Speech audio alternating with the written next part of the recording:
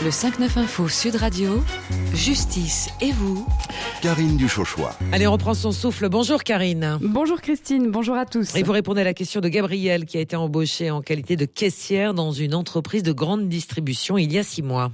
Oui, alors Gabrielle nous dit qu'elle souffre de maux de dos sévères, sachant qu'elle souffrait déjà avant son embauche de ces troubles musco-squelettiques depuis plusieurs années et elle a ainsi été contrainte de se mettre en arrêt de travail. À son retour dans l'entreprise, le médecin du travail l'a déclarée inapte à son poste et Gabrielle a ainsi été licenciée pour inaptitude. Elle nous interroge pour savoir si elle a la possibilité de contester son licenciement et elle nous indique à cet égard n'avoir jamais passé la visite médicale d'embauche. Avec nous pour lui répondre, maître Denis Ferré, qui est avocat au barreau de Marseille. Bonjour maître. Bonjour. Alors, qu'en est-il exactement au niveau des règles applicables ? Alors attention, parce que là on est dans des dispositions d'ordre public qui touchent à la santé du salarié, donc il faut absolument les respecter à la lettre sous peine de graves sanctions. Alors le principe, c'est que tout salarié doit faire l'objet d'un examen médical avant l'embauche ou au plus tard avant l'expiration de la période d'essai qui suit l'embauche. Attention, lorsqu'il s'agit de salariés soumis à une surveillance médicale renforcée, l'examen médical d'embauche doit être effectué impérativement avant le premier jour de travail. Je vous donne la liste, elle est assez courte.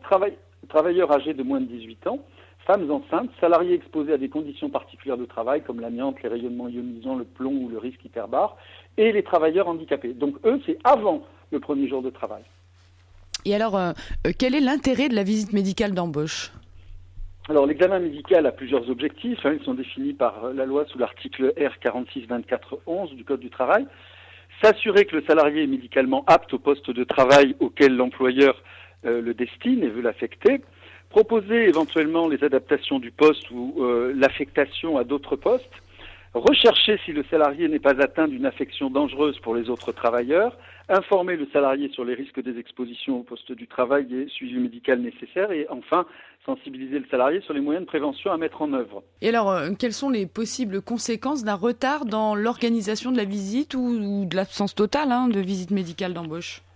Alors, c'est considéré comme étant très grave. Alors, il y a un risque pénal, effectivement, qui d'ailleurs a été mise en œuvre récemment par la Chambre criminelle de la Cour de cassation, où l'employeur n'avait pas fait de visite médicale d'embauche pour énormément de salariés. Il a été condamné à une peine de prison avec sursis, à des peines d'amende assez sévères. Après, vous avez le fait que le salarié finalement va travailler avec un état, comme c'est le cas de Gabrielle, antérieur qui lui interdisait en fin de compte d'être affecté sur ce poste dès le départ, exactement.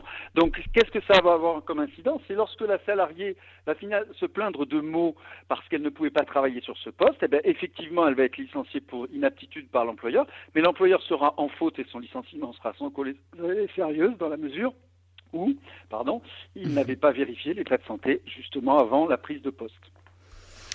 Eh bien, je vous remercie pour tous ces renseignements, maître Ferré.